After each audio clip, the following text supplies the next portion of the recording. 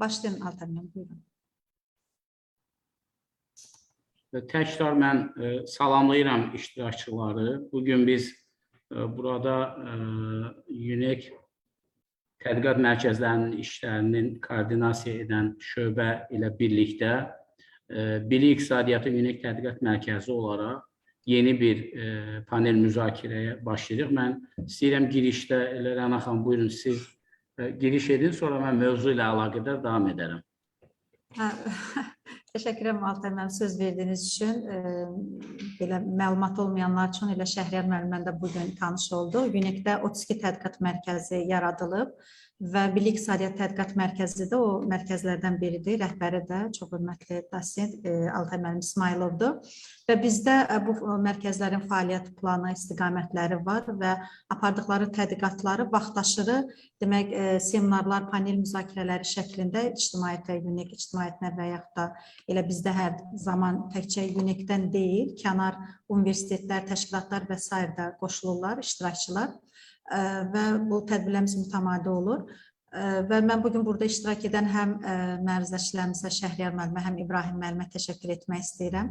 Altan müəllim, sizə təşəkkür edirəm. Çox sağ olun ki, yəni ideya müəllifi sizsiniz və iştirak edən iştirakçılara da təşəkkür edirəm ki, vaxt ayırdılar bizə, vaxtlarını, dəyərli vaxtlarını bizimlə bölüşürlər.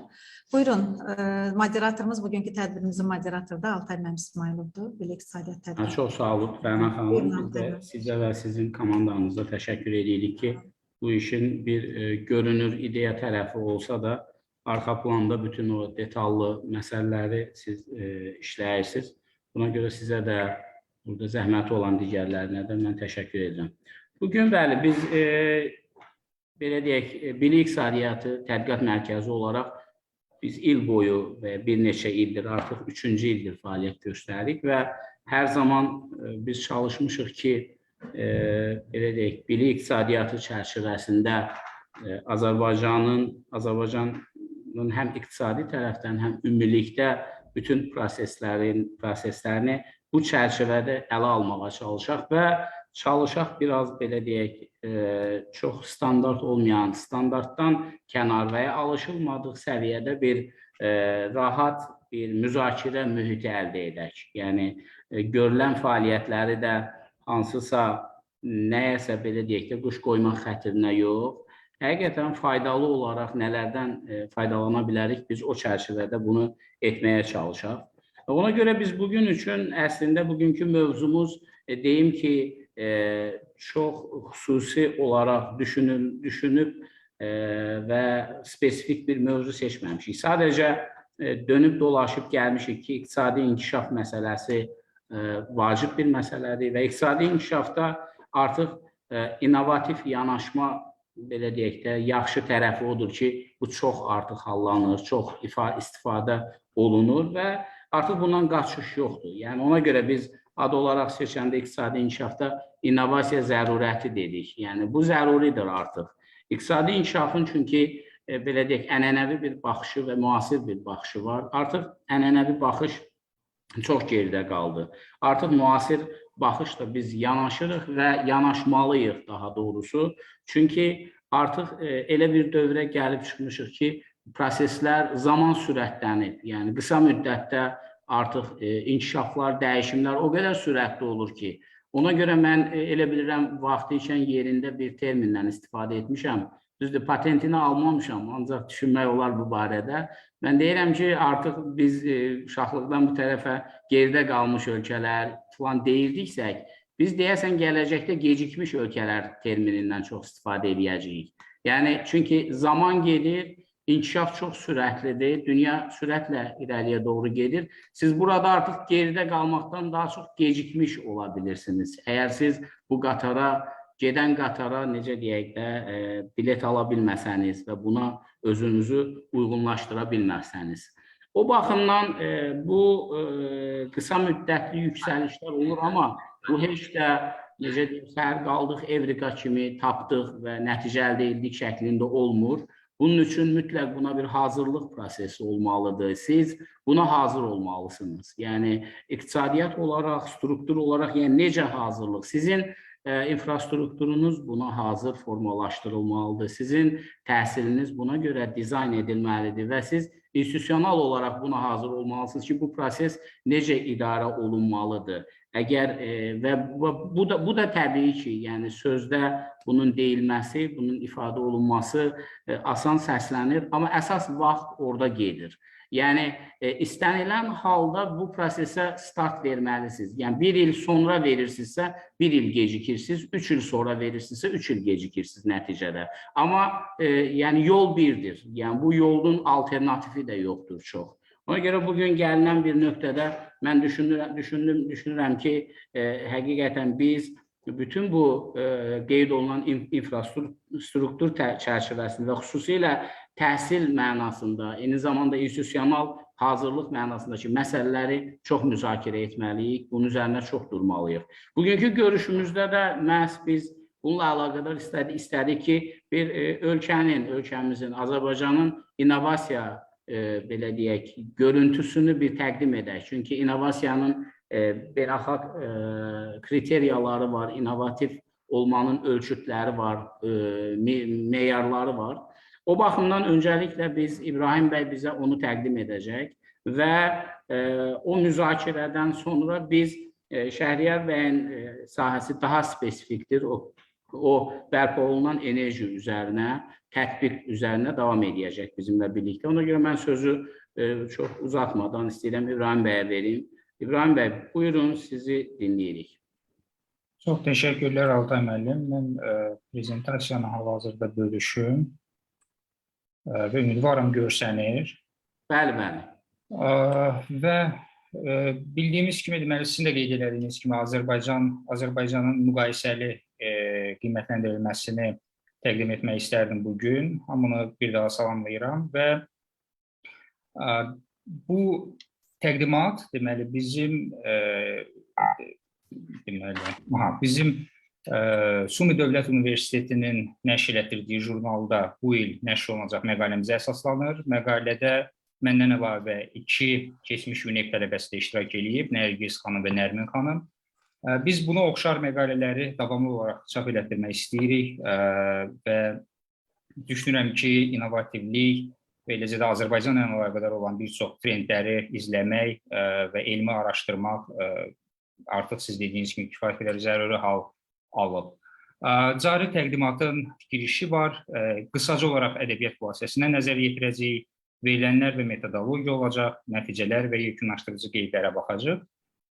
İlk növbədə onu demək istərdim ki, artıq Altay müəllim də qeyd elədiyi kimi, elmin inkişafı, insan kapitalına əsaslanan iqtisadi artım həm inkişaf etmiş ölkələr üçün, həm də inkişaf edən ölkələr üçün artıq belə deyək, qaçılmaz bir reallıqdır və elmi ədəbiyyatda bu artıq kifayət qədər müzakirə olunur. Buna çox böyük vurğular var. Və innovasiyalar haqqında biz danışanda ilk növbədə onun tərifi, təsnifatı məsələlərinə qısaca olaraq toxunsaq yaxşı olar. Ümumiyyətlə, innovasiya anlayışının, yenilik anlayışının ilkin tərifini, təsnifatını Schumpeter, çox məşhur iqtisadçı, Avstriyalı iqtisadçı təqdim edib.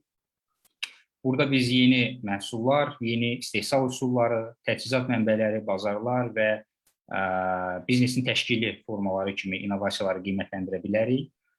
Eləcə də artıq təbii ki, Schumpeter bunu 20-ci əsrin əvvəllərində edib, amma 21-ci əsrdə də innovasiya anlayışı kifayət bir dinamik olaraq təzədən kəşf olunur, təzədən tərif verilir ona. Məsələn, İqtisadi Əməkdaşlıq və İnkişaf Təşkilatı, Eurostat kimi mötəbər qurumlar da innovasiyaları haqqında daima tez-tez nəşr etdirirlər və bunun elmi, texnoloji, təşkilatı və kommersiya yönlərini vurğulayırlar. Cənubi Qafqazla əlaqədar mən onu qeyd etmək istərdim ki, Cənubi Qafqaz regionu çox maraqlı bir кейsdir. Və Sovet İttifaqının parçalanmasından sonra bir tənəzzül dövrü yaşandı, sonra keçid dövrü baş verdi, keçid dövründən sonra artıq yetişmə dövrü baş verdi və bütün bu proseslər həm də bizə onu göstərir ki, biz artıq yavaş-yavaş innovasiyaların yerini də dəqiq görməyə bacarmalıyıq. Ona nə təsir edir, hərəkət verici qüvvələr nədir? Hal-hazırda Cənubi Qafqaz ölkələri əlbəttə ki, təqlid əsaslı innovasiya siyasətinə sahibdirlər, texnologiya transferi və s. kimi məqamlara üstünlük verirlər. Amma son 3-4 ildə, son bir neçə ildə həm sosial innovasiyalar, həm kommersiya innovasiyaları baxımından tədqiqatlar da bizə göstərir ki, Cənubi Qafqazda, Azərbaycanda biz nəzərə çarpan dinamikləri, trendləri müşahidə edə bilərik. Bu region institut quruculuğu, dövlət quruculuğu məsələlərində kifayət qədər fərqlidirlər. Həm digər regionlara, məsələn, Avropa regionuna, Vişeqrad ölkələrinə, keçmiş post-sovet ölkələrinə müqayisədə bir çox fərqlər var. Bu fərqlər həm də bizi ona dəvət edir ki, biz baxaq görək bu innovasiyaların hərəkət verici qüvvələri özünü doğruldurmu? Yəni, bu Cənubi Qafqaz regionunda da eynidirmi? Dolayısıyla bizim 2 dənə tədqiqat sualımız oldu. Birinci tədqiqat sualımız oldu ki, tənəzzül dövründən bu yana regionda innovativliyin əsas hərəkət verici qüvvələri necə dəyişdi? Bunun komponentləri xüsusilə necə dəyişdi? Və ikinci tədqiqat sualımız da innovasiyalar indeksinə əsaslanan innovasiyanın ölçülməsini qabardır və 2011-19-cu illər arasında innovativliklə institusional, iqtisadi və texnoloji göstəricilər arasında baş verən münasibətləri aydınlaşdırmağa çalışır. Əsas məqsədlərimiz yəni bu tədqiqatda o oldu ki, Cənubi Qafqazda milli innovativlik üçün ölkə və regional səviyyədə artım templərini qiymətləndirək, Cənubi Qafqazın innovativliyində əsas hadisələri və əsas xarakterik xüsusiyyətləri qeyd edək. Bu əsasən ədəbiyyat xülasəsi bölməsində baş verdi və əsas iqtisadi, institusional idarəetmə göstəriciləri və innovativlik arasındakı əlaqəni müəyyən edək.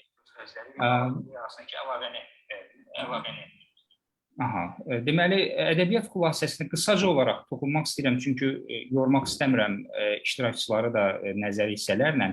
Amma biz təbii ki, həm köhnə nəşrlər arasında, həm də yeni nəşrlər arasında axtardıq ki, bəs innovativliyi, ölkə səviyyəsində anlaşılan, dərk edilən innovativliyi nələr müəyyən edir?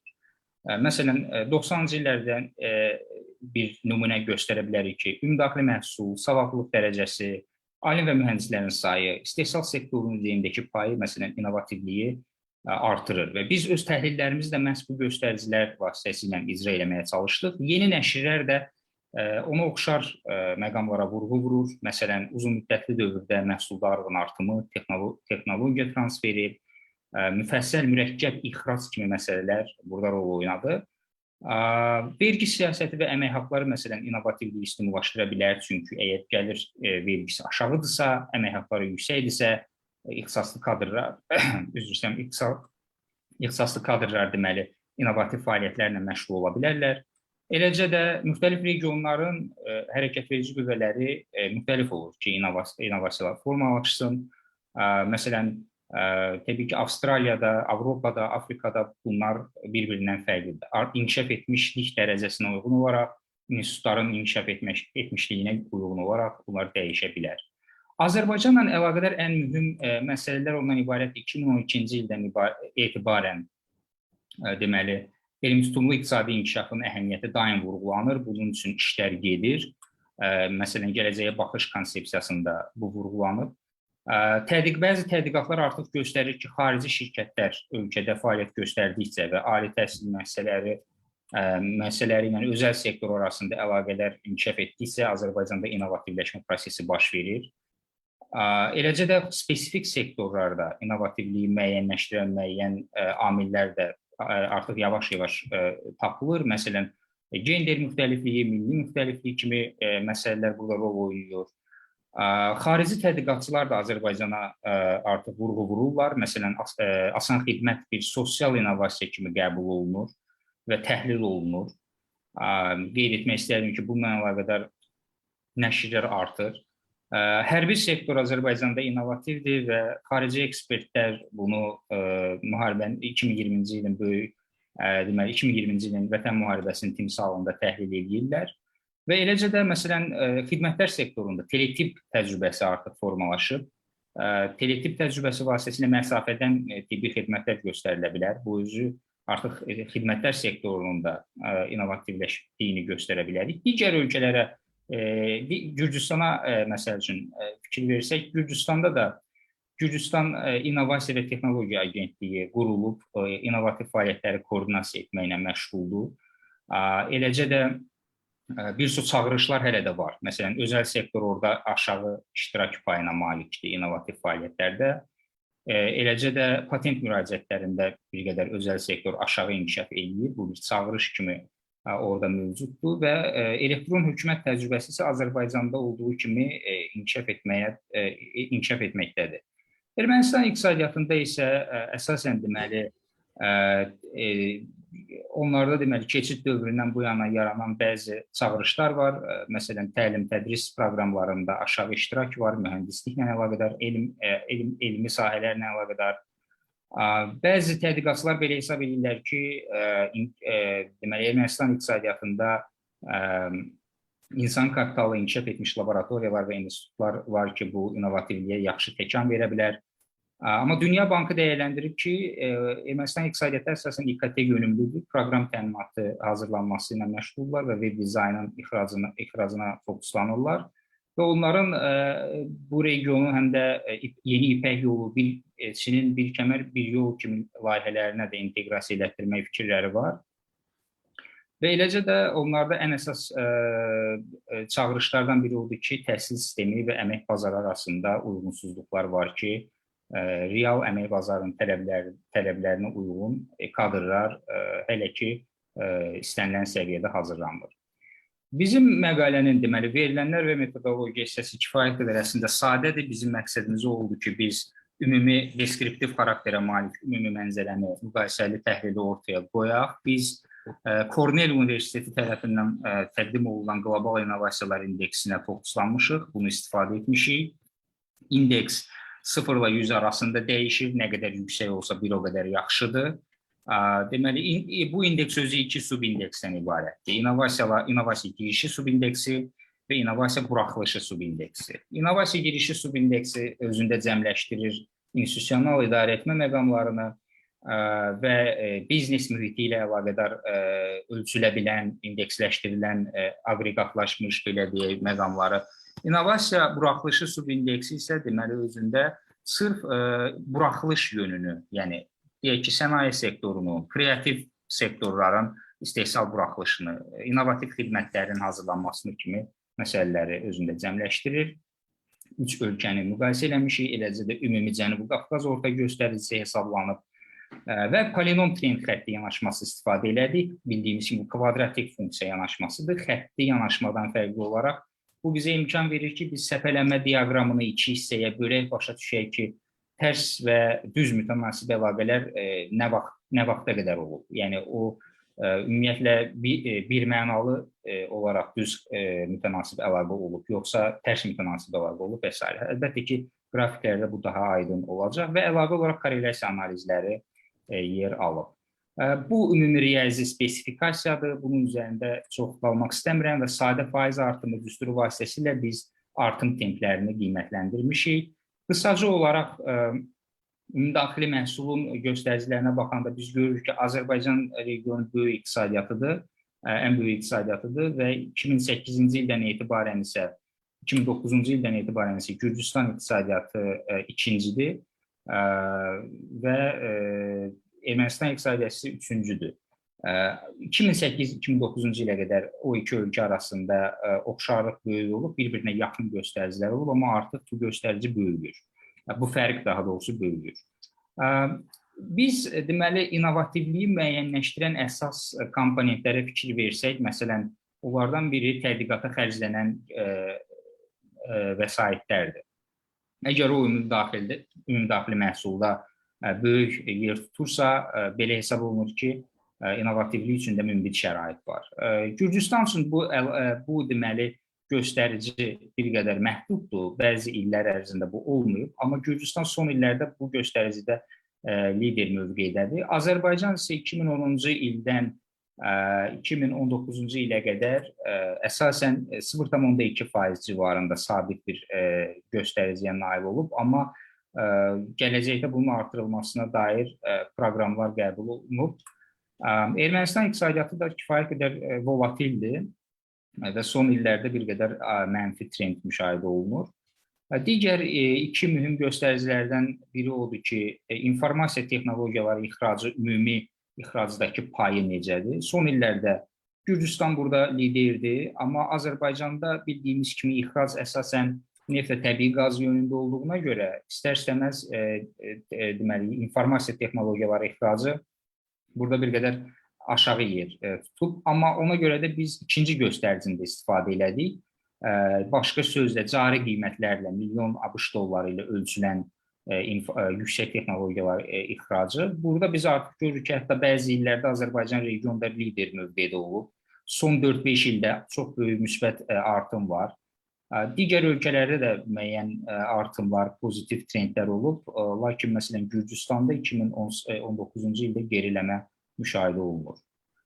Digər göstəricilərdən biri, məsələn patentlərin sayı hal-hazırda son illər Azərbaycanda bir lider mövqeyi var. İl ərzində 200 patentə qədər müraciətlər olur. Ermənistan və Gürcüstan iqtisadiyyatları bir-birinə oxşardılar son illər. Amma maraqlıdır ki, 90-cı illərdə Gürcüstan iqtisadiyyatı burada lider mövqedə olub, amma o mövqeyini qoruyub saxlaya bilməyib hal-hazırda. Yüksək texnologiyalar, bu da deməli oxşar bir göstəricidir. Burada da sırf istehsal sektorunda yüksək texnologiyaların payı araşdırılır, yəni daha doğrusu əks olunur. Oxşar mövqedə Azərbaycan bir müddət lideri olub, hal-hazırda müsbət trendlər var və ümumi olaraq Gürcüstan iqtisadiyyatında bir qədər geriləmələr müşahidə olunur.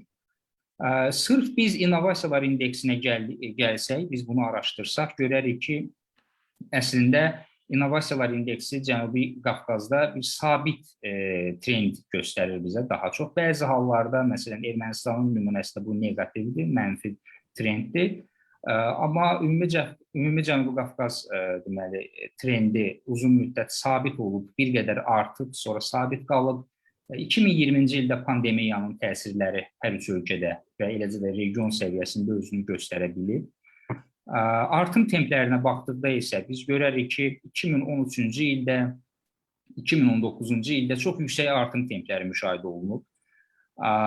Və 2020-ci ildə təbii ki, böhranın təsirləri hiss olunub.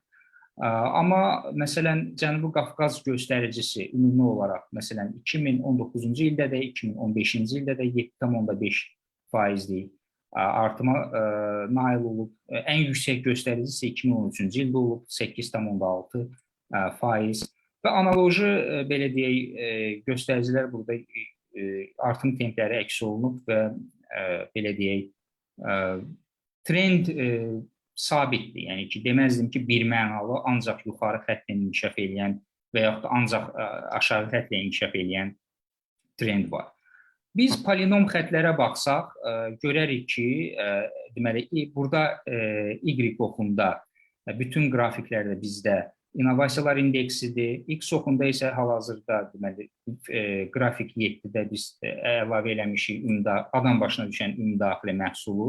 Çünki belə bir iqtisadi ədəbiyyatda yanaşma var ki, adam başına düşən ÜDM artdıqca ölkənin rifah səviyyəsi artır və onlar innovativ fəaliyyətlərə daha çox diqqət ayırırlar. Çünki innovativ fəaliyyət daha yüksək iqtisadi artımı gətirə bilər.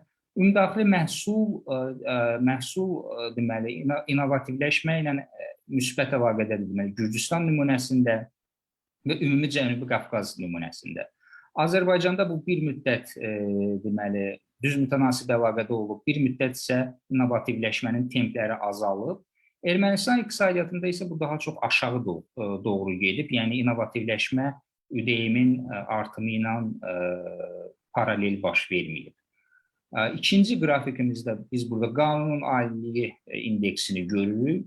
Qanunun aliliyi indeksi ilə innovativləşmə arasında deməli çox əhəmiyyətli düz mütənasib əlaqə Azərbaycan nümunəsindədir, Azərbaycandadır. Digər ölkələrdə isə həm artım, həm də belə deyək, tərs mütənasib, həm düz mütənasib əlaqələr var. Buna oxşar bir vəziyyət vardır. Mülkiyyət hüquqları indeksində Mülkiyyət hüquqları indeksində məsələn, yəni bu Qafqazda bir o qədər də yaxın deyil. Aha, biraz əlavə səs var hal-hazırda. Aha. Məsələn, Ermənistan iqtisadiyyatına bu tərs mütənasib əlaqədir. Çox maraqlı bir şeydir. Bu həm də o deməkdir ki, yəni dövlət siyasəti bu məsələyə vurğu vurmalıdır. Azərbaycan nümunəsində də deməli innovativləşmə ilə mülkiyyət hüquqları indeksi arasında münasibət bir müddət artan olsa da əslində rəqəmlər sabit qalıb, amma innovativləşmə yenə də baş verib. Bir müddət sonra isə bu mənfi trendə çevrilir. Gürcüstan və Cənubi Qafqaz orta göstəricisində də oxşardır vəziyyət. Gəlsək biz iqtisadi azadlıq indeksinə, hansı ki bu indeks qlobal bazarları yerli istehsalçılar üçün əlçatan eləyir, yəni onu ölçür. Biz görərək ki, Azərbaycan və Gürcüstan nümunəsində Cənubi Qafqazda bunların arasında düz mütənasib əlaqə var, özdə kifayət qədər nəzərə çarpan düz mütənasib əlaqə var. Halbuki Ermənistan iqtisadiyyatında bu belə deyil. Cənubi Qafqazda isə sanki bir sabitləşmə prosesi gedib və innovativləşmə və iqtisadi azadlıq arasında əlaqə bir qədər zəifləyib. İnformasiya kommunikasiyaları texnologiyaları ixracı və innovativləşmə arasında əlaqə çox vaxt düz mütənasib olaraq gözlənilir. Və bu Cənubi Qafqaz belə deyək, nümunəsində ancaq Gürcüstanda əsas müşahidə olunur. Ermənistanda səpələmə diaqramı onu göstərir ki, bu bir o qədər də baş vermir. Azərbaycanda bir müddət baş verir, sonra yenidən tərs mütənasib əlaqə yaranır və Cənubi Qafqaz orta göstəricisi də bu məsələdə əsasən mənfi trendi aşkarlayır. Korrelyasiya təhlilinə baxsaq, bu da bir maraqlı bir tapıntıdır. Çünki TAU əmsalı ilə biz korrelyasiya təhlili aparsaq, görərik ki, hər üç ölkənin innovativləşməsi ümumi regional innovativləşmə ilə belə deyək, ciddi əlaqədədir, statistik əhəmiyyətə malik əlaqədədir. Bu deməkdir ki, hər üç ölkə nə qədər innovativləşsə, region bir o qədər innovativləşəcək. Bu da əsasən onun üçün əhəmiyyətlidir ki, transmilli şirkətlərin və eləcə də xarici iri şirkətlərin regiona marağı arta bilər belə olsa. Yəqin ki, bir çox nümunələrin belə deyək, bir çox regionların uğur hekayələrinə baxsaq, görərik ki, əslində belə deyək, qloballaşma, transmilli şirkətlərin artan rolu əsasən regionlar çərçivəsində olur. Tək-tək ölkələrə yox, regionlara. Bu nəticə, buna oxşar ikinci bizim nəticəmiz deməli, RO əmsalı ilə olan korrelyasiya təhlilində də özünü doğrultdu. Eyni, lakin bir qədər daha yüksək əmsallarla. Yekun olaraq mən demək istərdim ki, deməli, bizim bu qrafik, vizual və deskriptiv təhlilimiz onu göstərir ki, Gürcüstan və Azərbaycan iqtisadiyyatlarında əslində nəzərə çarpan irəliləyişlər var. Çünki biz görürük ki, İqtisadi azadlıq indeksi, qanun aliliyi indeksi və sair kimi indekslər innovativləşməyə yol açır. Buna səbəb olur. Dövlət siyasəti bu məsələdə bunu dəstəkləyə bilər, daha da inkişaf elətdirə bilər. Lakin məsələn, Ermənistan iqtisadiyyatında bəzi göstəricilər digər iki ölkədən yüksək olsa da innovativləşmə ilə əlaqədar biz bir o qədər də irəliləyiş müşahidə eləmirik. Və təbii ki, bizim tədqiqatın kiçik müşahidə sayı var, deskriptiv xarakteri daşıyır. Ona görə də modelləşdirmə aparmaq şərti ilə gələcəkdə yeni indekslərin hesablanmasına daha uzun dövr belə deyək, əhatə edən təhlillərə ehtiyac var. Məsələn, əsas komponentlərin təhlili, ingilis dilində principal components analysis çox faydalı olardı məsələn bu məsələdə. Və eləcə də keyfiyyət metodları tətbiq olunsa çox yaxşı olardı. Sorğular, ekspert intervyuları bizə spesifik məlumatlar verə bilər. Və məsələn, siyasi rejimlərin, kültürel faktorların, SSR-dən miras qalan resursların düzgün qiymətləndirilməsi ingilis dilli ədəbiyyatda hələ də özünə tam olaraq yer tapmayıb. Bu, Cənubi Qafqaz regionu bir region olaraq innovativlik nöqteyi nəzərdən hələ də lazımi səviyyədə təhlil olunmur. Və mən ümid edirəm, bu məsələdə biz müəyyən qədər bu boşluğu doldura bildik və qeyd etdiyim kimi oxşar digər bizim tədqiqatlarımız, məqalələrimiz olacaq və postsovet məkanında Cənubi Qafqazın yerini, rolunu müəyyənləşdirən əlavə işlərə böyük ehtiyac var, mən deyərdim. Bu qədər. Təşəkkür edirəm dinlədiyiniz üçün. Ümidvaram faydalı oldu və mən paylaşımı dayandırıram.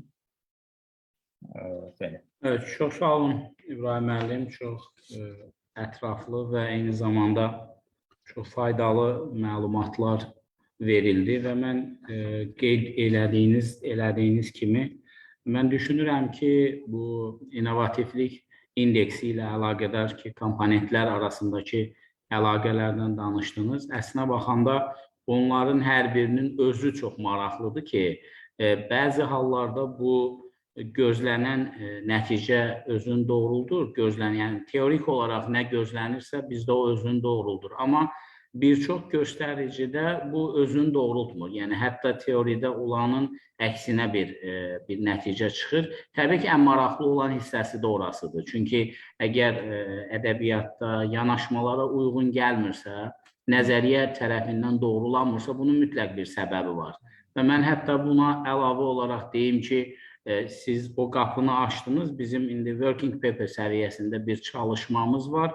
Orada biz ilkin testləri aparanda görürdük ki, hətta R&D'nin komponentləri ki var, onlardan R&D expenditure artdığı zaman bu iqtisadi artıma müsbət təsir göstərmir. Və hətta bəzən negativ təsirini də müşahidə edirik. Bu, əlbəttə ki, düşünürəm ki, bu mexanizmlə əlaqəlidir. Yəni, siz sadəcə lazımi vəsaiti ayırdığınız zaman bu öz effektini verəcək deyil. Burada mexanizmin özünün hansı effektivliklə idarə olunduğu, qurulduğu da əhəmiyyətlidir. Ona görə nəinki bu məsələdə, ümumiyyətlə qeyd elədiyiniz açığı inovativlik əmsalını artıran, təsir edən bir çox məsələdə mən görürəm ki, bunların hər biri ayrılıqda tədqiqata ehtiyac duyulan sahələrdir. Mən açığı, belə deyək ki, adətən müzakirənin əsnasında isti-isti sualların verilməsi, münasibətin bildirilməsinin tərəfdarı olardım. Amma fikirləşirəm ki, biz daha yaxşı olar ki, Şəhriyar müəllimi də dinləyək, sonra suallar artıq kimə yönələcəksə, fikirlər, müzakirələr ondan sonra başlasın ki, həm də gözlətməmiş olaq. Necə fikirdir, razısınızsa o şəkildə edək. Bir dənə sadəcə əlavəmi Buyurun İbrahim. Bax, siz dediyiniz o, məsələn, R&D'nin artımı və onun gözlənilməz nəticələri çox maraqlı bir şeydir və mən təklif edərdim ki, gələcəkdə tədqiqatçılar sırf regionun özünə məxsusluğunu nəzərə alıb, sırf region üçün keçərli olan indeksləri məsələn hesablayıb hazırlasınlar. Bu çox faydalı ola bilərdi və bunun üçün məncə imkanlar var və nəinki 2011-2019-cu illər arası, 90-cı illərdən bu yana əgər bu indekslər hesablansa və regionuna xas xüsusiyyətlər modellərə və yaxud da indekslərə inteqrasiya olunsa, bu məncə biz regionu başa düşmək üçün tamamilə yeni bir üfüq aça bilər və çox faydalı ola bilər. Bu təkcə region üçün yox, ümumiyyətlə iqtisadi ədəbiyyat üçün də bir yeni bir, belə deyək, yenilik ola bilər. Təşəkkürlər, minnətdaram. Oldu, təşəkkür İbrahim. Şəhriyar müəllim, buyurun, biz sizi dinləyirik. Buyurun, çox sağ olun Altay müəllim. Mənim prezentasiyam görünür, eləmi? Bəli. Çox gözəl. Çox təşəkkürlər Altay müəllim bir daha təşkilatçınız üçün. Mən də təşəkkürlər tam İbrahim müəllimə. İbrahim müəllimin prezentasiyası mənim demək olar ki, prezentasiyam üçün nəzəri bazasıdır. Çox önəmli bir nəzəri baza təşkil olmuşdu. Mən burada bu indiki prezentasiyada hansı energetika sektorunda inovasiyaların rolundan danışacağam. Yəni ki, böyük bir sahədir energetika sahəsi. Yəni energetika sahəsi təxminən inovasiyalara qarşı yəni münasibəti çox da başqa sahələrə nisbətən çox ləng gedən bir sahədir. Onun da səbəblərini biz burada müzakirə edəcəm sizlərlə.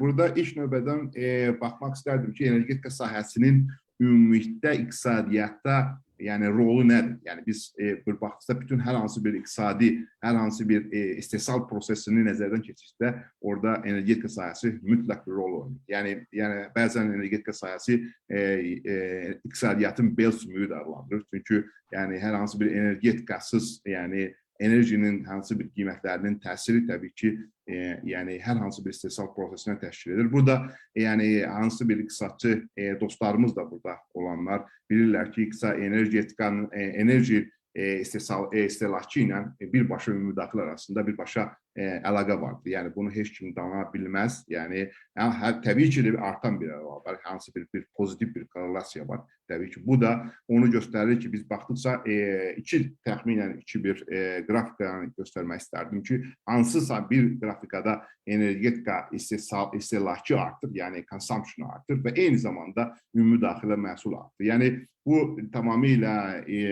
demək olar ki, nəzəriyyə cəhətdən də sübut olunmuş bir faktordur ki, yəni artıq indi bəzi tendensiyalar dəyişir, amma energetikanın rolu ümumi daxili məhsulda danılmazdır. Və ikinci, en önəmli başqa bir qrafikada da bunu sübut olunur. Məsəl üçün, baxıldıqca ümumi dünyanın ortalama energetika istehlakçısı və burada götürsək, ən inkişaf etmiş ölkələrdə ümumi bu daha yüksək nəticələrdir. Məsəl üçün, adam başına düşən istehlak Amerika Birləşmiş Ştatlarında təxminən 7.000 kilovat oradır, hansı ki, Azərbaycanda təxminən 2.000 yaxud onun altında olan bir. Bu da onu göstərir ki, iqtisadiyyat nə qədər inkişaf etdikcə o qədər də enerjiyə tələbat artır. Yəni bu tamamilə sübut olunmuş bir faktordur. Və iqtisadiyyatın, energetikanın iqtisadiyyatda rolundan başqa onun ümumilikdə bu dəqiqə ən aktual temalardan biri ətraf mühitə təsiri önəmi vardır. Yəni, məsəl üçün, biz bunu götürdüksə, bu dəqiqə planetimiz, yəni iqlim dəyişikliyinə əlaqədar böyük bir dəyişikliklərlə üzrədir. Hər hansıda biz, məsəl üçün, biz götürdükdə bu dəqiqə biz 2017-ci ilin qrafikidir bu. Amma 2017-ci ildə istiqamətlə bizim bu ətraf mühitə artıran emissiyaların həcminin tendensiyası budursa, biz onu 2 dərəcənin altına yendirməli. Bir neçə senaryolar vardır. Yəni, təxminən 6-7 senaryo vardır. Əgər heç bir müdaxilə olunmazsa, təxminən bu 2100-cü ildə, təxminən 80 il sonra bu tendensiya ilə artıq ətraf mühitin, yəni bu iqlim dəyişikliyinin 5 dərəcə artıq iqlim dəyişikliyinin şahidi olmaq ehtimalı daha böyükdür. Yəni, onun üçün də bir baxdıqsa, iqlim dəyişikliyinin əsas səbəblərindən biri də, əsas səbəblərin biri yox, yəni deyərdim, prinsipal səbəbi energetika sektorudur. Bu dəqiqə bir baxdıqsa, təxminən 72% ətraf mühitə artıran karbon emissiyalarının energetika sektorundan gəlir. Yəni, bu da böyük bir faktordur. Bir tərəfdən, burada təbii ki, bir paradoksal yanaşma var. Bir tərəfdən iqtisadiyyatın böyüməyi üçün energetika lazımdır. Bir tərəfdən də planetimizin məhvinə səbəb olan bir energetika sektordur. Yəni, belə bir yanaşma var. Bu dərəcədə vacib bir yanaşma vardır.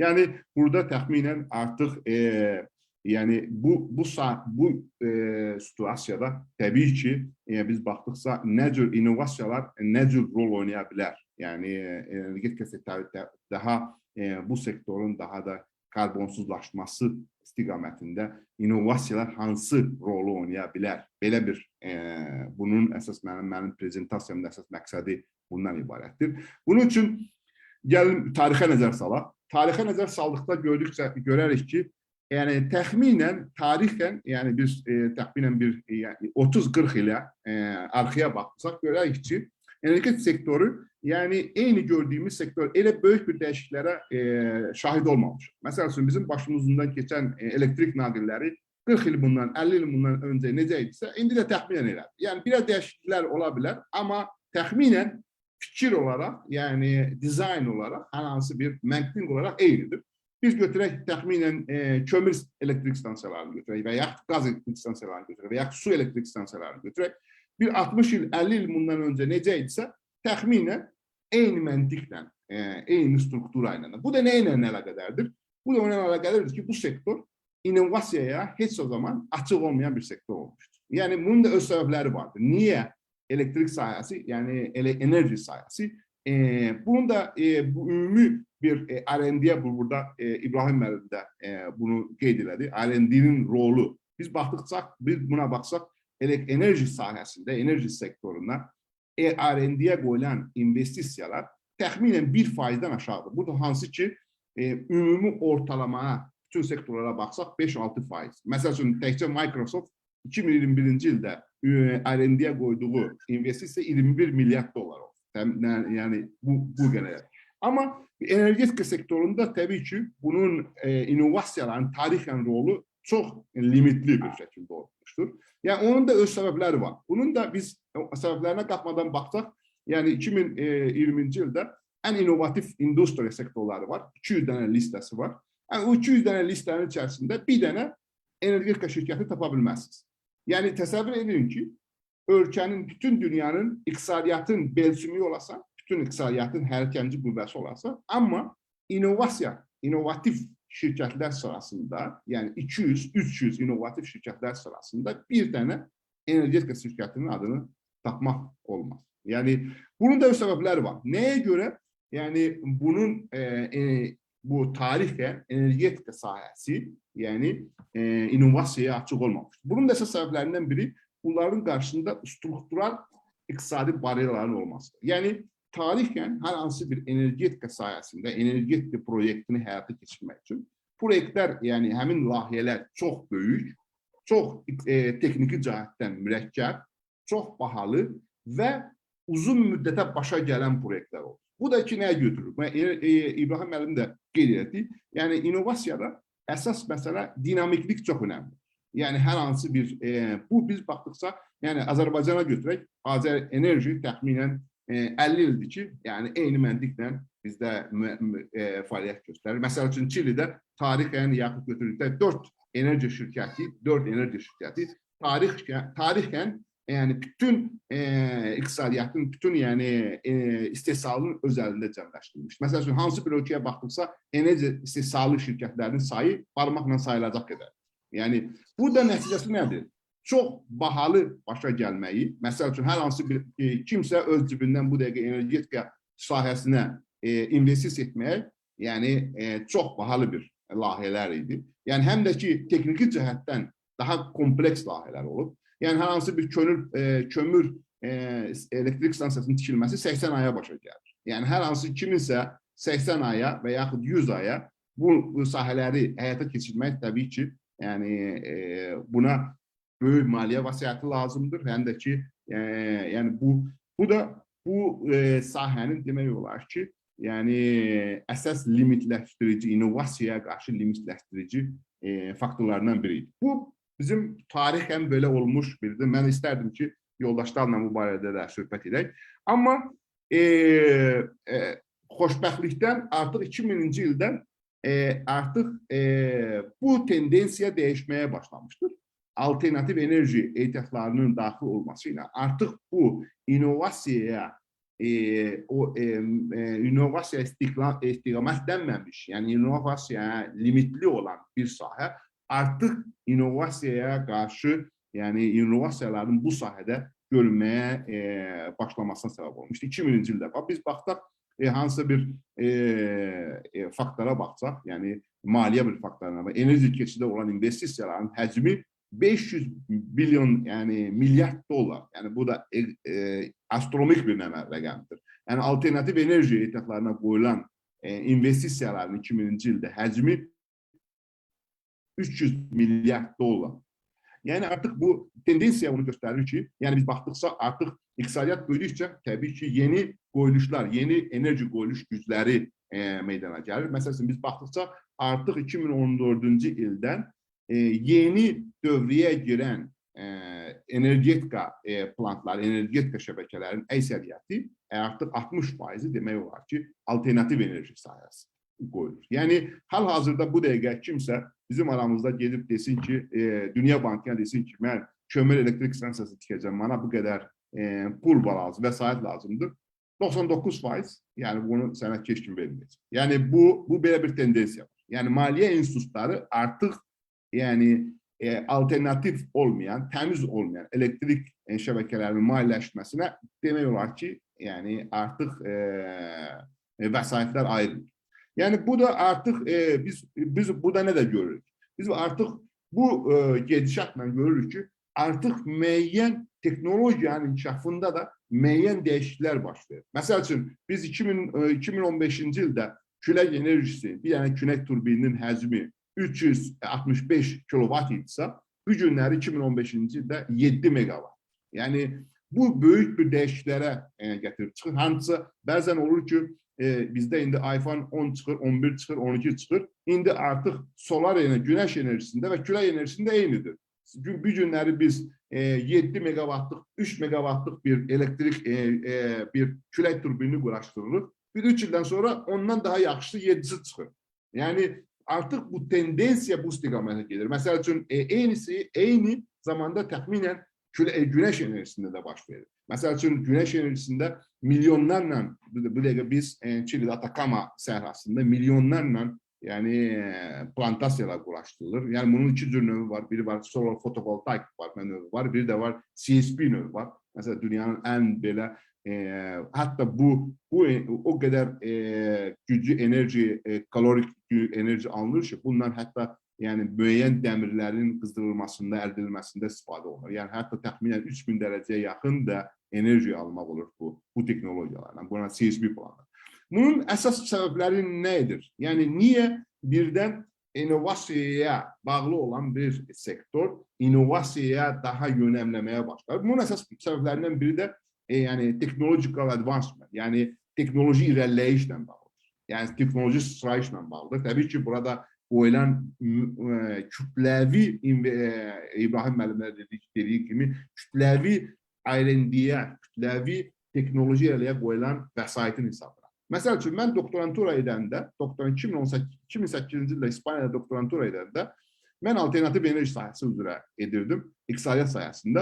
Amma özümə bəzən də şübhələr yaranırdı ki, mən bu sahəni düzmü seçmişəm, yoxsa yox. Çünki həmin vaxtında 1 kilovat enerji istehsal edilmək, solardan 1 kilovat enerji istehsal edilmək üçün $350 başa gəlir. $350. Həmin vaxtı da kömürdən istehsal olunan $80 idi. Yəni, qazdan istehsal etmək $60 idi. Yəni, nə qədər təmiz olsa da, yəni bir sahə, əgər bu iqtisadi cəhətdən əlverişsizdirsə, bunu heç bir ölkə ona investisiya etməyəcək. Bu, hamı bilir. Çünki ölkənin struktural cəhəti, inkişaf strukturası enerji sayəsindən asılıdır. Amma indi bu nömrələr, bu 10 il ərzində bu qiymətlər necə dəyişdi? Buna baxsaq, görərik ki, 10 il ərzində güneş enerjisinin qiyməti bu dəqiqə $40, $37. Ən rentabelli, ən ucuz enerji mənbəyi bu dəqiqə güneş enerjisi. Eyni zamanda külək enerjisi. Və bunun da başqa xüsusiyyətlərindən odur ki, bu dəqiqə külək enerjisi dünyanın hər bir ölkəsində iqtisadi cəhətdən rentabellidir. Hər bir ölkəsində. İstərsən götürəlim şimaldan, cənuba qədər. Hər bir ölkəsində iqtisadi cəhətdən rentabellidir. Yəni, qiymətlər o qədər dəyişib ki, artıq buna, bu haqda buna biz lüzum bilirik bu haqda danışmaq. Yəni, bundan sonra ikinci əsas məsələ təbii ki, bunun güneş panellərinin istifadə olunan materialların səmərliliyinin artması çox önəmli bir məsələdir. Məsəl üçün, biz burada müxtəlif bu panellərin istifadəsində müxtəlif cür materiallardan istifadə olunur. Məsəl üçün, silisyumdan istifadə olunur. Bu dəqiqə güneş panellərinin 99% silisyumdan istifadə olunur. Məsəl üçün, onun da bu silisyumda onun da səmərəliliyi maksimum 29-30% bu materialı. Yəni, artıq biz olaraq ki, ona nəzəri cəhətdən çox yaxınıq. Amma başqa eyni zamanda multi-junction sellər var, yəni xüsusi. Onların səmərliliyi daha artıq, amma bu komersial cəhətdən daha istifadə olunmasa da, amma gələcək ümid verir ki, yəni bu materialların səmərliliyi hətta 2-3 qat artacaq. Yəni, o da ona deməkdir ki, bu sahənin də gələcəyindən daha çox xəbər verir. Yəni, bunun da başqa səbəbləri, ikinci əsas səbəbləri təbii ki, güneş və külək ehtiyatlarının demək olar ki, hər bir ölkədə olmasından. Məsəl üçün, biz baxdıqca bu dəqiqə Azərbaycanı götürəlim burada. Yani bundan mesela Çili dünyanın en güçlü güneş enerji potansiyeline malik. Bu Atacama diyor. Yani en güçlü. Bu mesela ama başka bir faktörler de vardı. Mesela Almanya dünyanın bu dəqiqə en güçlü güneş potansiyeline, yani güneş potansiyeline koyulan investisiyaların sahiplerinden biridir. Ama baktıkta ki Almanya'da elə də güneş ehtiyatı elə də değil. Yani o demek değil ki hansısa bir ülkenin, o demek değil ki hansısa bir ülkenin potansiyeli varsa orada investisiya olacak. O değil. Ona diyor ki hemen ülkede inovasiya lazım. Yani o şey investisiya etmək üçün ilk növbədə, məsələn, baxaq götürürsək ki, Afrika ölkələrinə baxdıqsa və yaxud başqa ölkələrə baxdıqsa, böyük potansiyeli var. Amma həmin sahəyə inkişaf varmı? Həmin sahəyə investisiya varmı? Yəni, əsas məsələ bundan ibarət.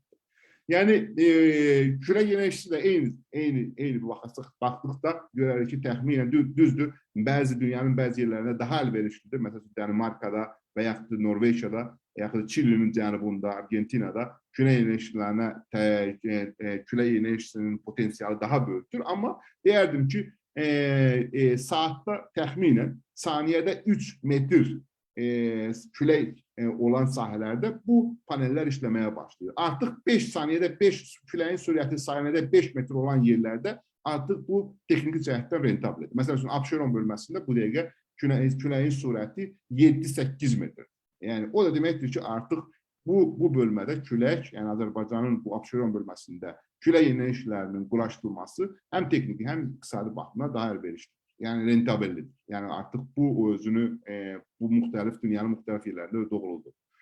Yəni bu dəyişiklik nəyə gətirib çıxardı? Yəni dünyanın ən böyük konsalting şirkətlərindən olan Pricewaterhouse bir araşdırma etmişdir. Demişdir ki, bu dəyişiklik, bu alternatif enerji ehtiyatlarının dövrəyə girməsi ilə nə kimi dəyişiklik olmalı? Bu bir sorğu keçirilmiş. Bu sorğu da təxminən 10.000 ekspert arasında bir sorğu keçirilmiş və sorğunun nəticəsinə görə 99-94% inanır ki, enerji sektoru tamamilə bir dəyişikliyə uğrayacaqdır. Yəni bu yeni biznes modelləri meydana gələcək. Yəni bizim öyrəşdiyimiz bu Azər enerji modeli, yəni bizim öyrəşdiyimiz bu struktural olaraq öyrəşdiyimiz keçmiş bir ölkənin idarə etçiliyi modeli artıq məhv olacaqdır.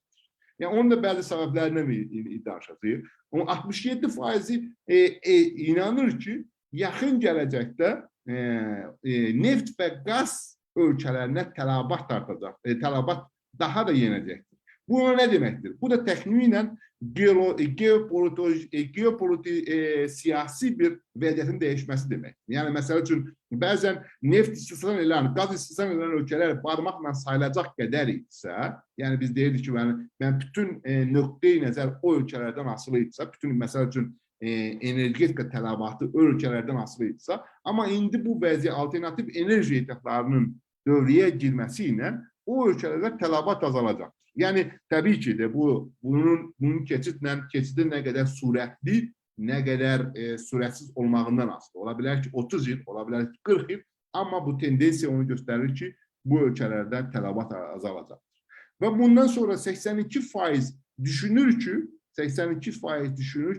bu dəyişiklik daha təhlükə yox, daha imkanlar, yeni imkanlar yaradacaqdır. Məsəl üçün, bu dəqiqə bizim auditoriyadan olan 30 adam ilk öncə desəkdik ki, gəl energetika sektorunun enerji biznesinə məşğul ol, 30 il bundan qabaq deyərdik ki, yox, mənim bu maliyyət tələbim yoxdur, mənim texniki bilgim yoxdur, amma bu alternativ enerji ehtiyatlarının ortaya girməsi ilə, yəni qiymətlərin o qədər aşağı düşməsi ilə, bu dəqiqə hər kəs bu biznesdə məşğul ola bilər. Bu da nə deməkdir? Sektorda dinamikliyin yaranmasına gətirib çıxardır. Yəni, başqa bir nəticələri, yəni bir baxalım hansı tendensiyaları. Keçmişdə əgər energetika layihələri böyük, texniki cəhətdən çətin, baha, uzun müddətə başa gələn layihələr isə, indiki texnologiyalar daha balaca, məsəl üçün Altay müəllim evində bir dənə solar enerji proyekti qura bilər, yəni kiçik özünü təmin edə bilər və yerdə qalanını sistemə sata bilər. Ucuz başa gələn, həqiqi təxminən 20-30 min dollara başa gələn. Bu dəqiqə Almaniyada 1 milyon energetika satan şirkətlər var. 1 milyon. Yəni təsəvvür edir misiniz ki, 4-5 şirkəti idisə əvvəllər, indi 1 milyon adam bu bizneslə məşğul olur. Yəni daha mürəkkəbsiz. Məsəl üçün mən sizə 2 həftəlik günəş enerjisindən kurs keçərəm və onunla da siz, çünki bu panellərin heç bir problem yaratmır. Yəni idarəsində 2-3 həftəlik bir kursla siz o panelləri evinizdə idarə edə bilərsiniz. Çünki bu panellər quraşdırılmış şəkildə gəlir. Yəni heç bir mexaniki proses olmadığından bu panellərin idarəçiliyi çox asandır. Məsəl üçün bizdə Çilidə şirkətlər qurur panellərini, Kolumbiyadakı panelləri idarə edirik biz. Məsəl üçün platformalarla, digital şeylərlə biz, məsəl üçün İspaniyadan mərkəzləşmiş bir sistem qururlar. Çilidəki və yaxud Argentinada və Braziliyadakı bütün şirkət öz infrastrukturuna nəzarət edə bilir. Çünki hasaddır. Yəni heç bir bunların idarəçiliyində böyük bir sorunlar yox. Həm ucuz başa gəlir, məsəl üçün, həm də ki, çox asan konstrakt tikməyə başa gəlir. Məsəl üçün, əvvəl dediyimiz kimi, bir kömür elektrik stansiyası 80 aya başa gəlirdirsə, bir eyni həcmdə olan günəş proyekti təxminən 5 aya, 6 aya başa gəlir quraşdırılması. Təsəvvür edirsiniz necə bu tendensiya necə dəyişdir. Yəni bunun da əsasən bu dəqiqə əsas 3 böyük tendensiya vardır bu sayədə. Birinci dekarbonizasiya, yəni dekarbonlaşdırma, yəni bütün sahədə elektrik enerji sayəsində karbonların, yəni karbon elektrik stansiyalarından çıxarmaq, dekarbonizasyon. O birisi desentralizasiya, mərkəzləşdirilmiş, yəni bütün sahələr əvvəllər energetik sahəsi sentrallaşmış bir enerji sahəsiydi. Yəni bir kömür elektrik sahəsini mən harada tikirdim, gətirirdim, tikirdim, haradakı daha çox istehlak məsələlərinə yaxın. Amma indi günəş və külək enerji stansiyaları haradadır? Harada daha çox sənin resursun var, harada daha çox sənin günəş üçün əlverişlidir. Və üçüncü əsas məsələ digitalization, rəqəmləşmə. Yəni bu üç tendensiya bu dəqiqə enerji sayısı üçün çox aktualdır.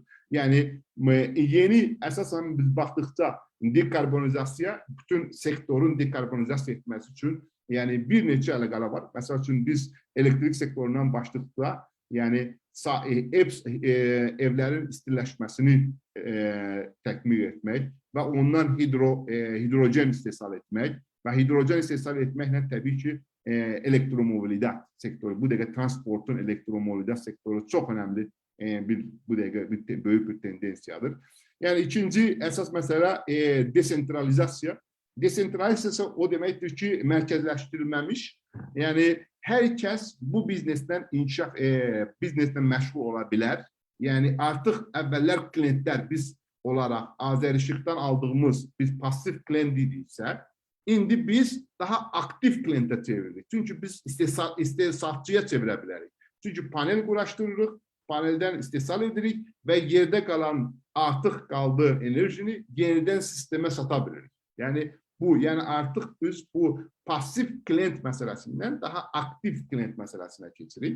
Və üçüncü əsas məsələ bu massivləşməsi ilə əlaqədar rəqəmsallaşma. Bu dəqiqə bizim bir proqramlaşdırmamız var. Bir magister proqramımız var.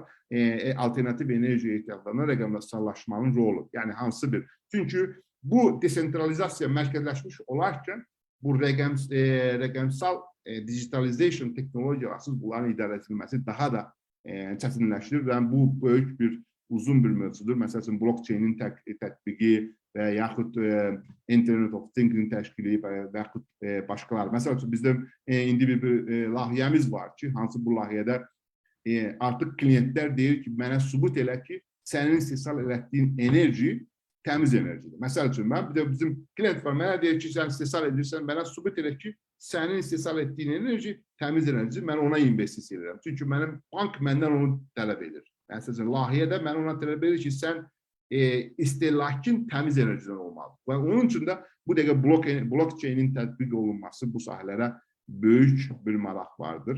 Yəni, bu sahə demək olar ki, aramızda tələbələr də varsa, məsləhət görərdim ki, bu sahələrə artıq demək olar ki, bu tendensiya bu sahəyə gedir, bu sahəyə daha da maraq artacaqdır. Yəni, daha böyük imkanlar var, iş imkanları və ya karyera imkanları və böyük imkanlar bəxş edir. Və onun üçün də hər hansı bir sualınız varsa, hər hansı bir müzakirəniz varsa, mən böyük məmnuniyyətlə açıram və müzakirə edə bilərik. Çox sağ olun, diqqətiniz üçün çalışdığım qədər çalışdım, vaxta qənaət edəm. Hər hansı bir sualınız olarsa, mən də mənim üçün qeyd edərdim ki, Azərbaycan auditoriyasına çıxış etməyim artıq buna vərdiş etməliyəm, çünki uzun müddət etmirdim. Artıq ilk deyərdim ki, çıxışlarımı uzun müddətdən sonra edirəm, amma çox xoş oldu. Təşəkkürlər sizlərə. Hansı sualınız varsa, böyük məmnuniyyətlə müzakirə. Çox sağ olun Şəhriyar müəllim. Çox açıq çıxışınızı dinləyəndə hər halda mövzu enerji olduğuna görədir. Biz də müxtəlif enerjilərə məruz qaldıq. Yəni pozitiv, negativ, istiləndik, üşüdük, hər cür enerjiyə bizi məruz qoydunuz. Ona görə ki, aşığı sevindik ki, planetimizin qurtuluşu üçün getdikcə ucuzlaşan bir müjdəni verdiniz ki, bu getdikcə ucuzlaşır. Çünki biz daim fikirləşirdik ki, iqtisadi baxımdan əlverişli olmur bu. Amma təbiidir ki, texnologiyanın, innovasiyanın tətbiqi ilə istənilən halda orta müddətdə bu gözləniləndir. Digər tərəfdən, belə deyək, həyəcanlandıran tərəfi oldu ki, biz Azərenerjiyə rəqib olma potensialı imkanı bizə belə təqdim olundu. Yəni, demək ki, hər birimiz gələcəkdə öz enerjimizi istehsal eləmə məsələləri özdə nümunə olaraq məni seçdiyiniz üçün lap da sevindim. Amma təbii ki, bir də belə deyək, bizi qorxuya salan bir məsələ də var. Onu da qeyd edeyim ki, biz neft ölkəsiyik və biz açığı iqtisadiyyatımız keçən dövr ərzində bir xeyli dəyişikliyə məruz qalsa da, biz asıllılığımızı, neftdən asıllılığımızı, təbii qazdan asıllılığımızdan biz çox qurtula bilmədik. O nöqteyi nəzərdən bu keçidin siz müxtəlif vaxtlar da səsləndirdiniz, yəni 30 il, 40 il dediniz, amma texnologiya çox sürətlə inkişaf edir. Təbii ki, bütünlükdə bir keçid olmasa belə, yəni belə deyək, yaxın 10 illikdə də yəni bir neçə 10 illikdə də müəyyən inkişaflar biz görəcəyik kimi görsənir. Ona görə mən açığı elə bir moderatorluqdan istifadə edib çox danışmaq istəmirəm. Sadəcə məni maraqlandıran bir sualı verib auditoriyaya sözü həvalə edəcəm. Bu arada qeyd edeyim ki, siz uzun müddət bizim auditoriyaya çıxış etməsəniz də çox axıcı, çox gözəl bir izah xəttiniz oldu. Onu da qeyd eləmək istəyirəm arada. Sual ondan ibarətdir ki, yəni bu keçid oldu. Siz ümumiyyətlə təbii ki, həmişə xaricdən bu tədqiqatları apardınız. Bu arada mən Facebookda da qeyd elədim. 500-ə yaxın istinadımız var. Düşünürəm, yəqin ki, o ilkin mərhələdir və bundan sonra biz bəlkə də minlərlə istinad da alarsınız. Mənim narahatçılığım deməyim, belə bu gedişdə siz Azərbaycanla əlaqədar bir tədqiqat aparmısınızmı və ya yəni belə bir sual yönəldim konkret olaraq. Ki, bu keçid yaxın 10 illikdə həyata keçdiyi zaman bu bizim iqtisadiyyatımız üçün nə mənaya gəlir? Siz nəyə məruz qala bilərik və alternativ olaraq siz necə fikirləşirsiniz? Necə bir alternativə yönəlmək lazım olacaq? Mənim çox sağ olun.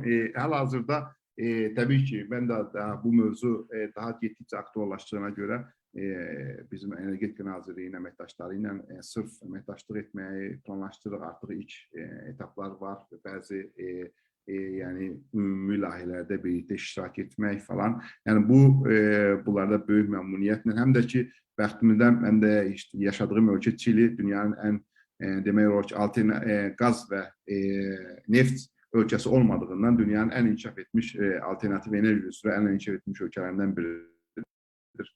Müəyyən səbəbləri də var.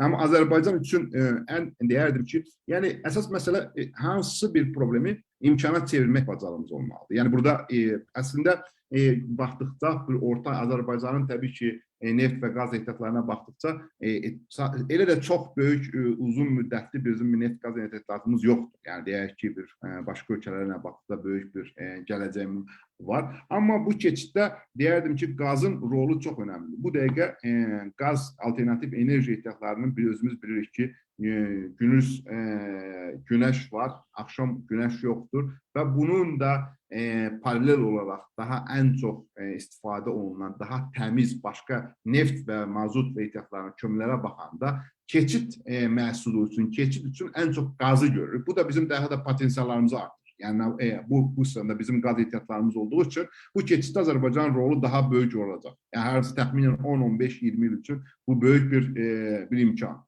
Amma bu imkandan istifadə edib, təbii ki, bunun gələcəyə daha çevirmək məsələsi var. Yəni bunun da imkanları nədir? Bu dəqiqə hansı bir ölkədə Çildə bizə hidrogendən istifadə məsələsi var. Yəni hidrogen, yəni alternativ enerji ehtiyatlarından hidrogen istehsalı.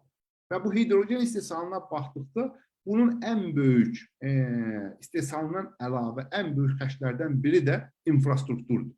Məsəl üçün bizim bu Bakı-Tbilisi-Ceyhan kəməri məsəl üçün gələcək üçün daha çox hidrogen istehsalı üçün, hidrogen məhsullarının ötürülməsi üçün istifadə oluna bilər.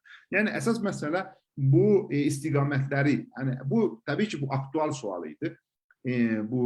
Əsas məsələ hər bir ölkə özünün inkişafı üçün strateji planını seçməlidir. Hansı planı mən getməliyim, hansı istiqamətə getməliyim və bu istiqamət də təxminən yəni 1 il, 2 il, 3 ildən bir dəyişilmək yox. Yəni bu istiqamət seçildikdən sonra və bu istiqamət üzərində inkişaf, bütün işlərin, bütün planlaşdırılmanı bu istiqamətdə göstərilməlidir. Yəni bu təbii ki, məsəl üçün bizim azad olmuş, işğaldan azad olmuş regionlarımız var və yenidən ora biz kömür istehsalı tiksək deyərdik ki, yəni artıq çox indi o sahələr üzrə, o həmin ərazilərdə alternativ enerjinin böyük imkanları var. Yəni o sahələrdən başlayıb və eyni zamanda enerjiyə qənaət edib daha satışdan olunan gəlirləri və bu sahələrə, bu industri, yəni sənayenin inkişafına qoymaq lazımdır. Yəni infrastruktura bu sənayenin inkişafına, yəni bu təbii ki, bu vaxt alan məsələdir. Məsəl üçün,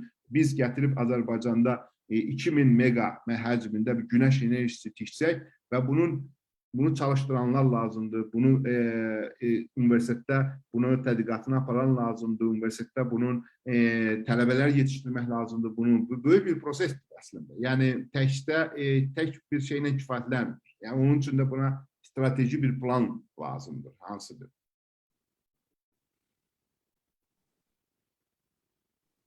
Çox sağ olun Şəhriyar müəllim, ətraflı izaha görə. Buyurun, yoldaşlar iştirak edən auditoriya. İstər İbrahim müəllimə, istər Şəhriyar müəllimə sualı olan varsa, buyurub soruşa bilərsiniz. Nail müəllim Almaniyadan qoşulur, əlini qaldırıb sora bilmirəm, çəkib deyəsən.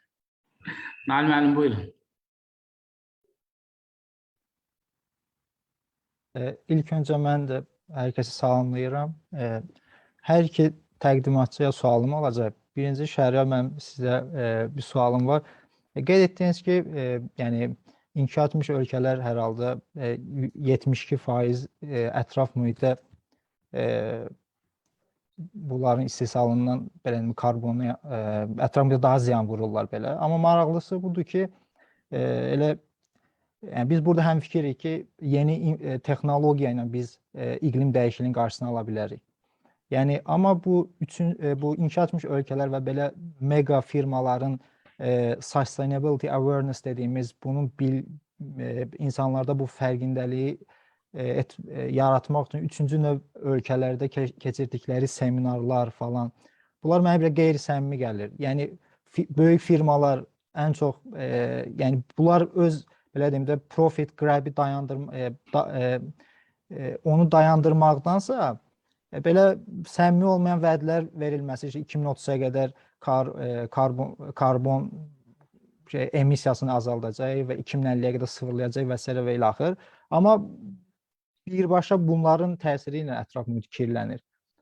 Və maraqlıdır ki, bunların dediyim kimi inkişaf etməkdə olan ölkələrdə bunları empoze etmələri və bunu anlatmaları, yəni biraz mənə görə səmimi gəlmir. Siz bu məsələni necə dəyərləndirirdiniz? Yəni əsasən böyük firmaları nəzərdə tuturam və bayaq dediyiniz kimi 1% R&D'nin olması və s. və ilə axır. Tabii ki çok önemli bu. Ben çok sağ olun sualınıza göre. Bu çok önemlidir. Bazen biz onu fikirləşirik. Mesela biz deyirik ki, külək Azərbaycanda gətirib külək turbinlərini quraşdırsa daha təmiz istifadə edəcək. Bu ümumi global yanaşdıqsa, planet nöqteyi nəzərində yaşadırsa biz ətraf mühiti çirkləndiririk ya yox. Yəni bunda bir ekonomik və sirkular ekonomi məsələsi var da, dairəvi iqtisadçılıq məsələsi var. Buna baxdıqsa görərdik ki, güneş panellərinin 80-90% bu dəqiqə Çindən import olunur. Yəni külək turbinləri də eyni zamanda. Və baxdıqsa ki, bu turbinlərin istehsalı üçün hansı enerjiden istifadə olunur? Bu dəqiqə baxdıqsa Çinin 80%, 70% daha dəqiq desək,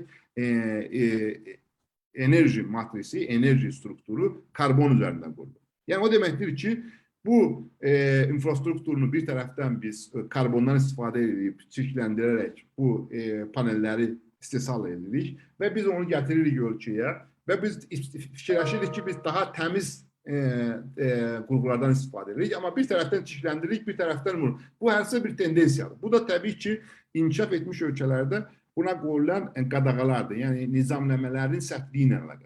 Məsələn, bu Çilidən olmuş, yəni Amerikada yoxdur, Avropada. Yəni bu plantalar artıq sıradan çıxır. Və bunlar sıradan çıxar zaman nə edirlər onu? Satırlar Afrika ölkələrinə, satırlar məsəl üçün Çinə və yaxud da Hindistana və yaxud başqa ölkələrə. Təbii ki, bu da bir qeyri-səmimi bir yanaşmadır, yəni qeyri-səmimi bir faktordur. Bizim üçün də şəxsən bu böyük bir sual yaradır. Əslində bu bir şey, bu faktorlar. Amma mənim Asiyada işləyən zaman, təxminən Filippində bir 8 ay Asiya İnkişaf Bankında işləyən zaman Çinlə bağlı bir proyektimiz var idi, Tianjin ərazisində. Bu karbon bazarının yaradılması ilə əlaqədar. Və burada mən şahidi oldum ki, əslində bu ölkələrin özünə lazımdır bunun üçün. Çünki hava o qədər çirklidir ki, məsələn, Çində indi səfər edənlər olar ki, havanın təmizliyinə baxar zaman görürsünüz ki, yəni kənardan gələn adam, məsələn, Şuşadan gedən, Çinə gedən adam bunu həddən artıq onu hiss etməsi qeyri-mümkün. Yəni bu ölkələrin özlərinə də lazımdır, bir nömrədə özlərinə lazımdır. Yəni onun üçün də bu proses gec-tez yəni effektiv olacaq. Yəni mən buna tam əmin oluram. Həm də ki, iqtisadi cəhətdən daha sərfəlidir. Yəni çox ucuz başa gəlir. Mən bu dəqiqə indi əsas məsələ maneələrdən biri bu bateriya sistemləri yoxdur. Bu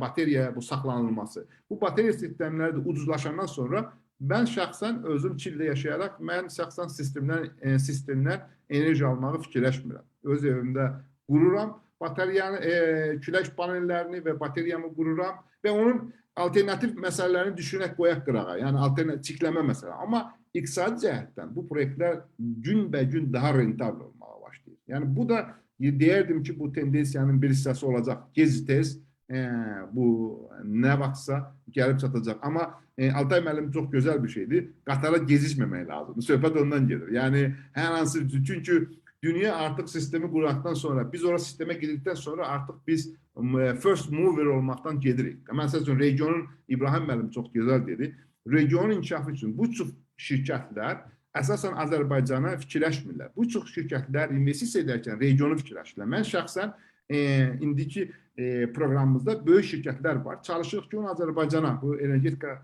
Nazirliyinin əməkdaşlarını onu Azərbaycana yönəldik. Bu adamlar deyir ki, mən fikirləşəndə region fikirləşirəm.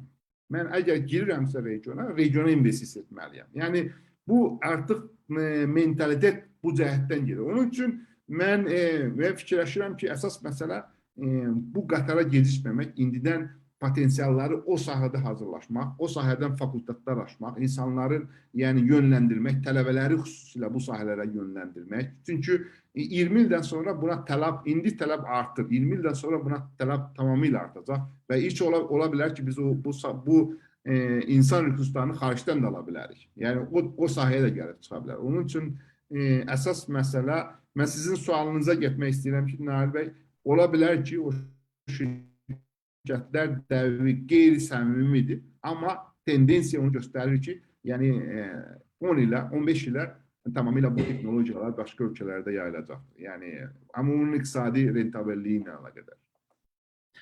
Çox sağ olun Şəhriyar müəllim. Mən fikirləşirəm bir enerjimizi də ehtiyatlı istifadə eləmək üçün sual da lakanik olsun, cavab da lakanik olsun ki, suallara yer verilə bilsin. Buyurun, davam edək. İnara xanım, siz deyəsən, buyurun. Yəni, mən sual vermək istəyirdim. Çox təşəkkür edirəm öncə İbrahim müəllimə də, Şəhriyar müəllimə də. Çox maraqlı mövzuya toxunmusunuz.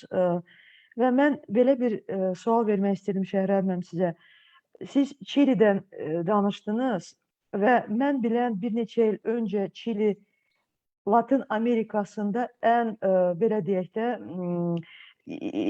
nefti ithal edən ölkələrdən biri idi, lider.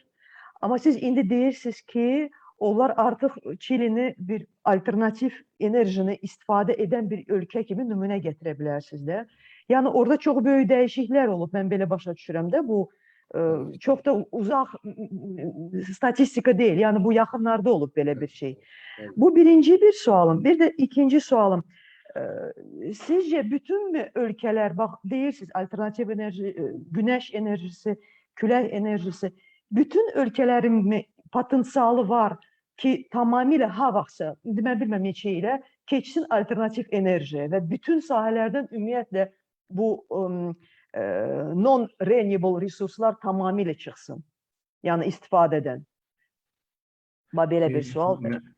İnara xanım, çox sağ olun. Birinci sualını Çili ilə əlaqədar. Təbii ki, bu ölkə yəni enerji son təxminən 7-8 ilə qədər tamamilə 70-80% enerjisini xaricdən alan bir enerji. Yəni alternativ yəni qaz və neftdən bütün enerji sektorunu xaricdən alardı. Amma bu ölkənin əsas üstünlüklərindən oldu ki, bunun bir Atakama səhrası deyilən bir səhra var. Bu Atakama səhrasında enerjinin verimliliyi təxminən Azərbaycandan baxsaq biz də götürürükdə. Əsasən burada istilikdən söhbət getmir, radiasiyadan söhbət gedir. Bəzən oxucularımız qarışdırırlar, deyirlər Kürdəmirdə, məsəl üçün bizdə 40 dərəcə istilik çatır. Orada da quraşdırma. Təbii ki, istilik radiasiya məsələsi var. Çünki o ölkələrdə temperatur aşağıdır bu Atakama sonrasında, amma radiasiya çox yüksəkdir. Yəni bu radiasiyanın səbəbindən, məsəl üçün verimlilik 2 dəfə artıqdır. Məsəl üçün, bir də hər hansı bir plant qoraşdırdıqca Almaniyada sizdə 18% plant sənə verimlilik verirsə, bu Çilidə 34-40%. Çünki burada Atakama kimi böyük bir səhrası var. Yəni, bunun eyni zamanda həm də ki, Çili biraz bu ölkələrdə inkişaf etmiş ölkə olduğuna görə energetikanın qiymətləri də bahaydı. Yəni, o da əsas məsələ faktlardan biri idisə, başqa səbəblərdən biri də odur ki, Avropa ölkələrinin uzun müddət energetikanı subsidiyalaşdırmaya başladı. Məsələn, Almaniyanın özü, İspaniyanın, İtaliyanın özü. Amma artıq subsidiyanı kəsdikdən sonra bu şirkətlərin əksəriyyəti Çili, Argentina, Brazil kimi ölkələrə axın etməyə başladı. Çünki orada böyük potensiallar var. Yəni, böyük resource potensialı var. Yəni, birinci bu, məsələn, Çilidə ümumilikdə olaraq deyirdim, mən gələn zaman, Çiliyə gələn zaman 2013-cü ildə Çilidə solar enerjisinə qoyuluş təxminən 0.1 idi. İndi solar enerjisinə qoyuluş təkcə solar enerjisi 25% çatıb. Yəni, böyük bir sıçrayış var. Yəni, son 7 il ərzində, yəni, texnologiya onu göstərir və İbrahim müəllimə dedi, Altay müəllimə dedi, innovasiyanın gücü odur ki, son dəyişiklik bəzən aylar ərzində baş verir, illər ərzində baş verir. Yəni, 10 illəri gözləmir. Yəni, bu cür dəyişikliklər. İkinci sualınıza gəldikcə, təbii ki, yəni bunun texniki tərəfləri var. Mən ancaq iqtisadi tərəflərindən danışdım. Amma texniki tərəfləri var ki, onun da səbəblərindən biri də odur ki, siz əgər bütün ölkə Azərbaycanda, məsəl üçün, 100% günəş enerjisindən asılı olmağımız bu dəqiqə bizim mümkün deyil. Çünki günəş saat 8-də çıxır, axşam saat 8-də batır. Amma bütün hamı eyni zamanda çıxır, eyni zamanda batır. Bu da rəqabət yaradır şirkətlər arasında. Qiymətlər çox aşağı düşür. Çünki hamı eyni zamanda istehsal edir, hamı eyni zamanda da istehsalı dayandırır. Və bunu komplement edəcək faktorlar var. Məsəl üçün, külək enerjisi bundan fərqli olaraq Yəni bəzi zonalarda külək dairəvi olaraq gecə və gündüz ola bilər. Bu var. Məsəl üçün qaz var. Amma indi əsas məsələn saxlanma texnologiyaları, bu storage texnologiyaları qeydiyyata gəlir ki, indiki daha bahadır bu texnologiyalar. Amma hər bir şey bu saxlanma texnologiyalarından asılıdır. Əgər hansı bir storage texnologiyalarının qiymətləri aşağı düşərsə, yəni bütün dünya üzərində bunlar hər bir şey üçün rentabl olacaq təbii ki. Yəni yenə də bu keçmiş modellərə də ehtiyac olmayacaq. Yəni tam əminliklə deyirəm. Artıq Azər işıqdır, Azər enerjidir. Hər kəs öz enerjisini evində istehsal edə bilər və saxlanma ehtiyacı olduqdan sonra saxlaya bilər. Yəni hətta bir modellər var. Bu Kaliforniyada artıq böyük stres yaradır. Kaliforniyada elektrik şirkətləri deyir ki, bizim xərcimizi ödəyə bilmirik. Çünki o qədər insan artıq sistemdən çıxıb ki, yəni həmin o şirkətlər, çünki onların uzun müddətli xərcləri var. Yəni o xərcləri çıxartmalıdır. Yəni fix costları var. O xərcləri çıxartmayınca qiymətlər qalxır. Məsəl üçün günüz elektrikin qiyməti olur 0.5, axşam olur $200. Yəni çünki niyə? Çünki o xərci çıxartmalıdır. Axşam ondan istifadə edir.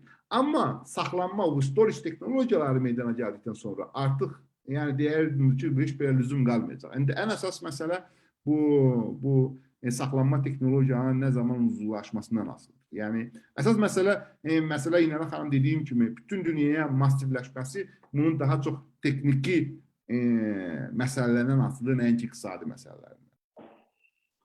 Çox sağ olun. Buyurun. Müəllim. Sadiqzadə müəllim, buyurun. Səsiniz bağlıdır müəllim. Səsiniz bağlıdır. Təqdimatlara görə çox sağ olun. İbrahim müəllim, davamlı olaraq iştirak eləmədiyimə görə çox üzr istəyirəm.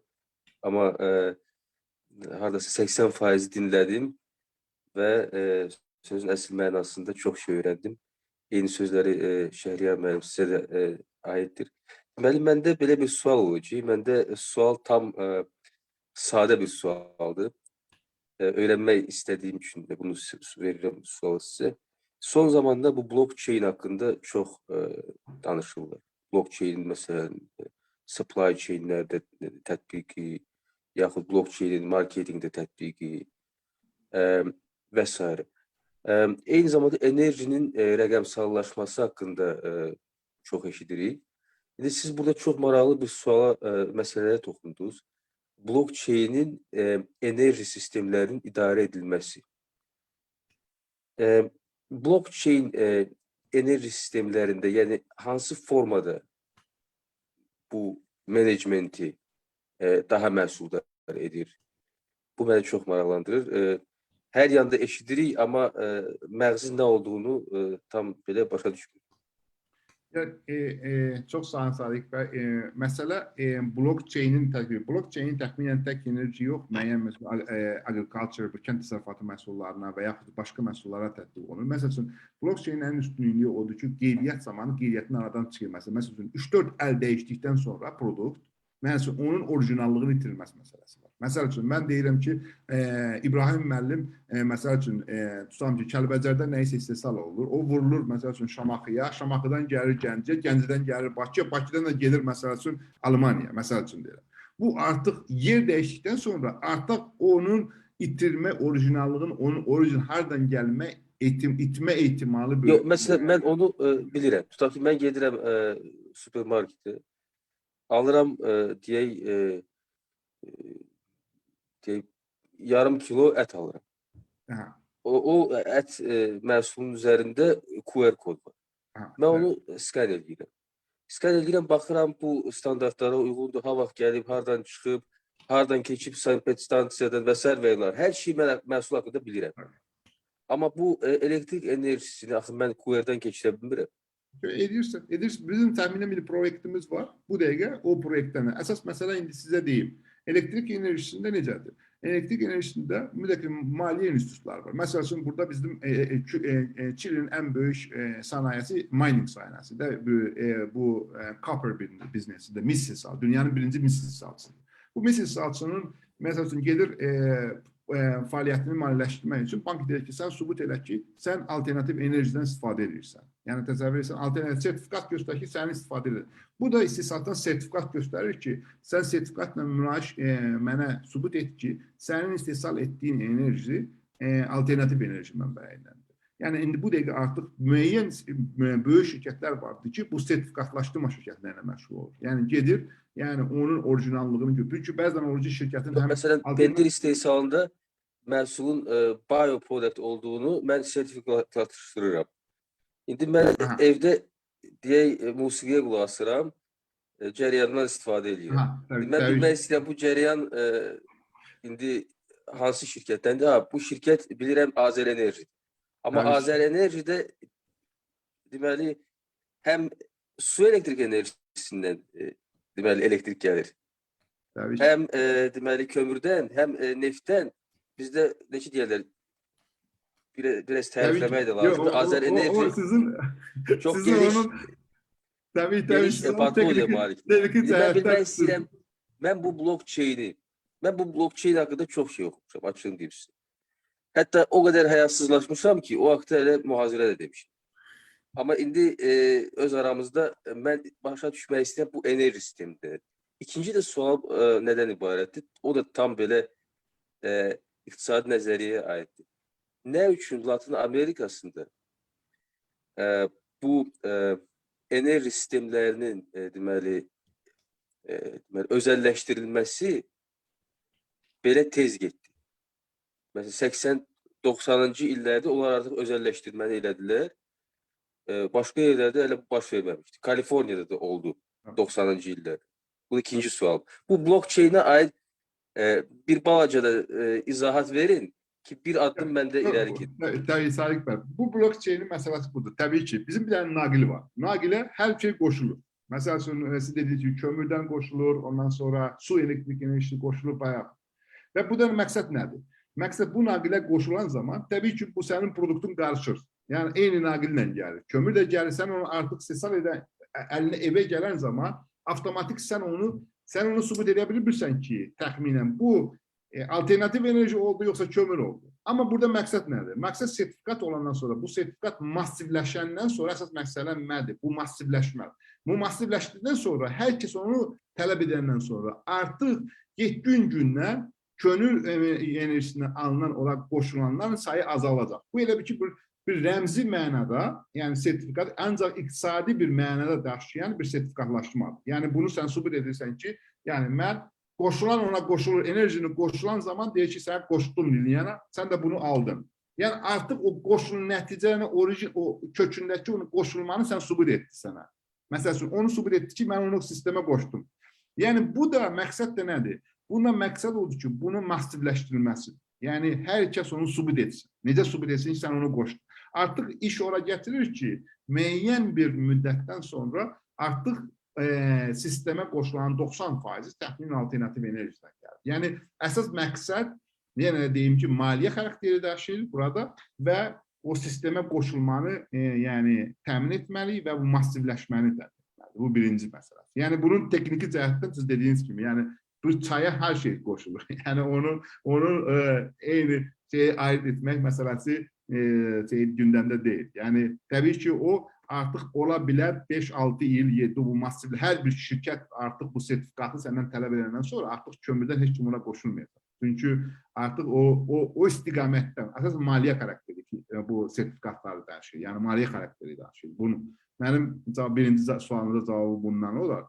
İkinci məsələ, Çili dünyanın ən liberal ölkəsidir. Yəni, bu ölkəyə mən gəlir zaman bazar prinsiplərini iştirak edir. Mənim üçün çox, mən iqtisadçı olduğum üçün, Səvər xanım da burada çox sağ ol, bilər biz iqtisad üniversitesini qutardığım üçün bəzən iqtisadda bu nizamnamələrin daxil məsələ. Çili çox liberal ölkədir. Məsələn, bəzən də Amerikanın laboratoriyası deyirlər. Çünki Chicago Boys məsələsi, hansı bir liberal siyasəti həyata keçirmək üçün Çilidə keçirilib sonra Amerikada tətbiq olunurdu. Yəni, bu zaman Çili 1900, siz dediyiniz kimi 78-82-ci ildə bazar sistemindən keçdi ki, dünyada birinci bazar sistemindən keçən, elektrik enerjisinin bazar sistemindən keçən Çilidir.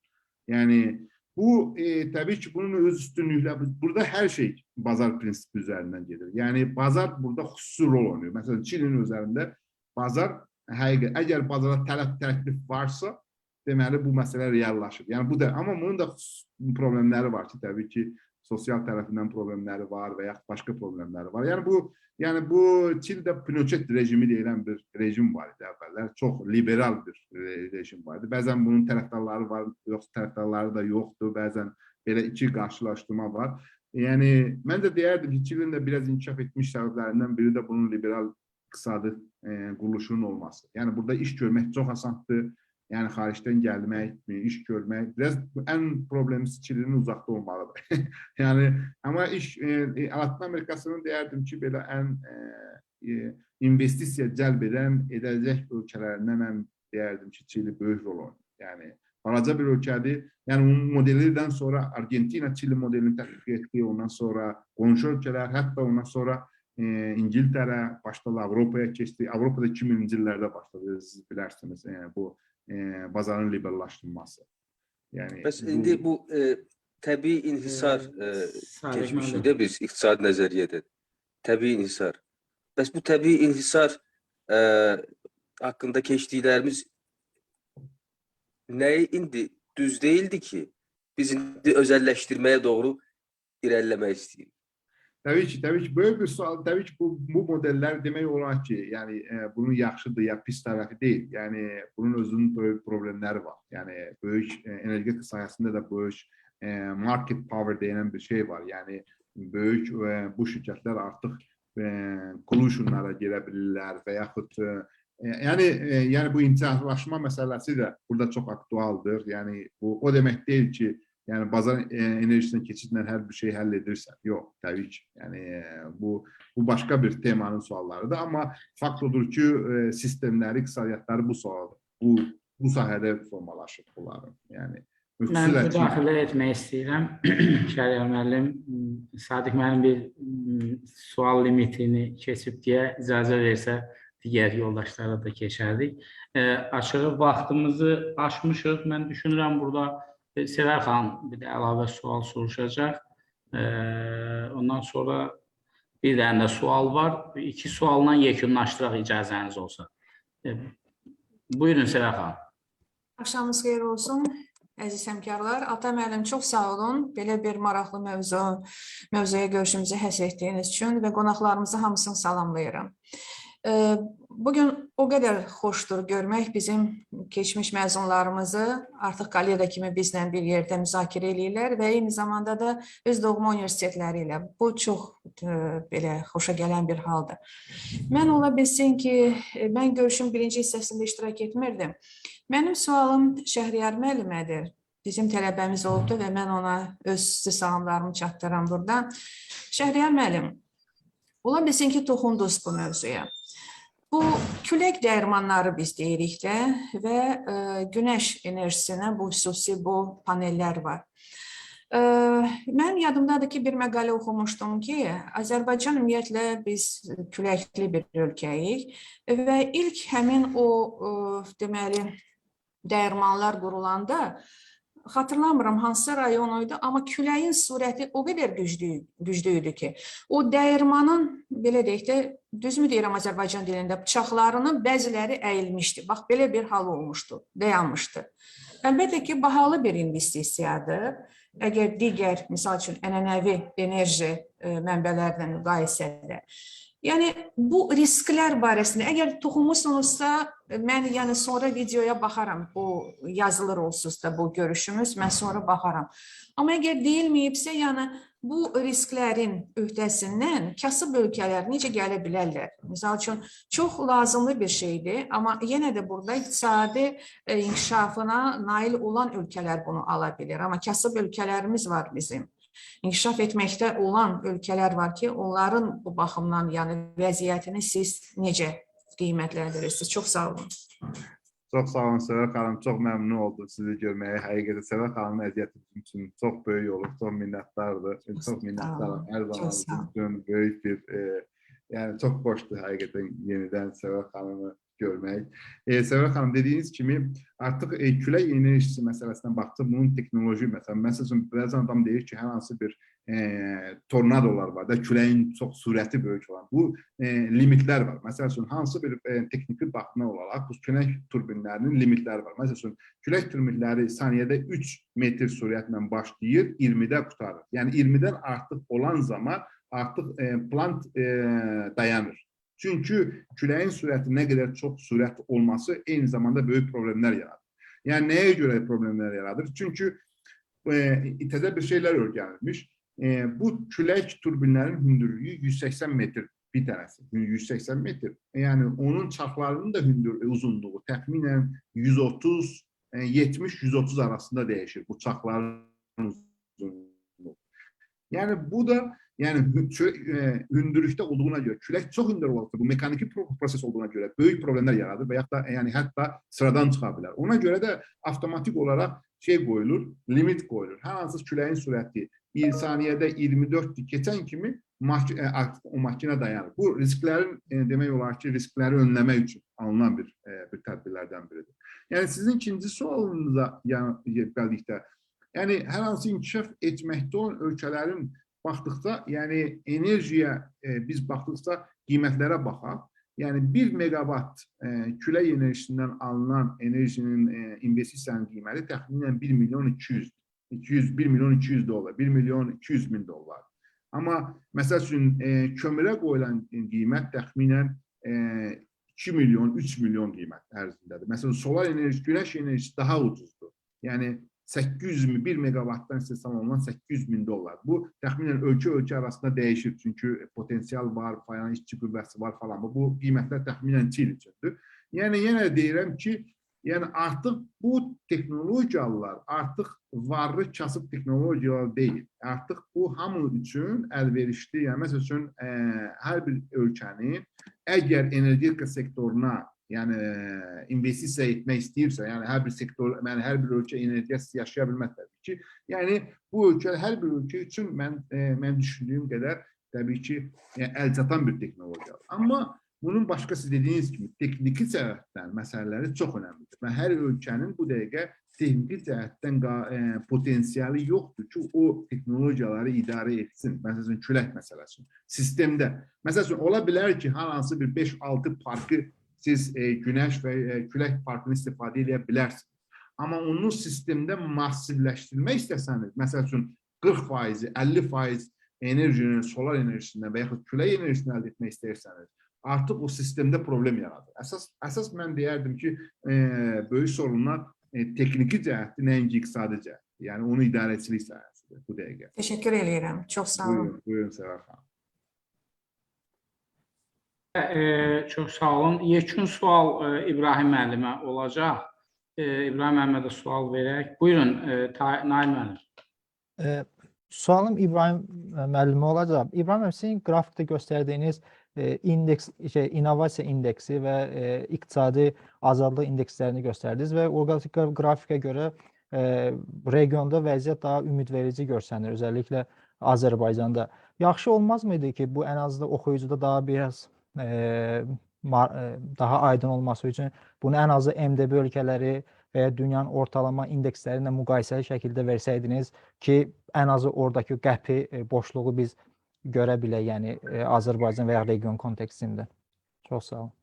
Çox sağ olun. Əsas bizim, bilirsiniz, diqqətimiz sırf regiona idi. Yəni bizim əsas məqsədimiz 2 dənə idi ki, biz birincisi ölkələri bir-birləri ilə müqayisə eləyək. İkincisi, həmin eyni ölkələri Cənubi Qafqazın öz ortalaması ilə müqayisə eləyək. Bilirsiniz, bizdə indi bu, belə deyək də, bu ümumi ortalamaları məsələyə biraz qatanda bəzən ortaya çox bir yönümlü bir mənzərə çıxır. Ya bu 3 ölkə, ya region özü bir mənalı olaraq aşağıda qalır orta göstəricidən, ya da bəzən nadir hallarda yuxarıda da ola bilir. Ona görə biz qərar verdik ki, fikrimizi toplayaq əsasən sırf bu regionun özünə, yəni 2 müqayisədən çox kənara çıxmayaq. Amma təbii ki, mümkündür. Gələcək işlərimizdə o çox yaxşı bir fikirdir ki, ümumi MDB ortalamasını çıxardaq. Məsələn, mənim bəzi işlərimdə, Azərbaycanla əlaqədar olan işlərimdə daha doğrusu, Azərbaycanın neft rentalarını digər post-sovet neftlə zəngin ölkələrin orta göstəricisi ilə müqayisə eləmişəm və orada görsənib ki, Azərbaycan həmin ortalama göstəricidən praktiki olaraq çox vaxt yuxarıda qalır. Mümkündür, əlbəttə. Sadəcə bu ola bilər tədqiqat əsnasında biz bir o qədər də çox belə deyək, həyəcan vermədi və biz ancaq regionun özünə fokuslandıq. Amma ideya üçün təşəkkürlər, minnətdarım. Çox sağ olun. Sağ olun. Çox sağ olun. Mən açığı öncəliklə elə düşünürəm ki, bugünkü görüşümüz də yenə maraqlı diskussiyalarla keçdi. Biz çox şey öyrəndik. Xüsusilə hər görüşdən sonra o fikir formalaşır ki, daha detallı məsələlər üzərində bu müzakirələri aparmaq lazımdır. Biraz da müzakirənin də qırağına çıxmaq lazımdır. Hər şey düzdür, müzakirə ilə başlayır. Daha sonra müəyyən o network formalaşandan sonra müəyyən işlərə də bunu çevirmək lazım olur. Əsas məsələ bizlərin bir-birimizi müxtəlif yerlərdə tanımağımızdır, bir-birlərimizin fikirləri ilə məşğul olmaq. Ümid edək ki, biz gələcəkdə bu sinerjidən istifadə etmə imkanı əldə edəcəyik.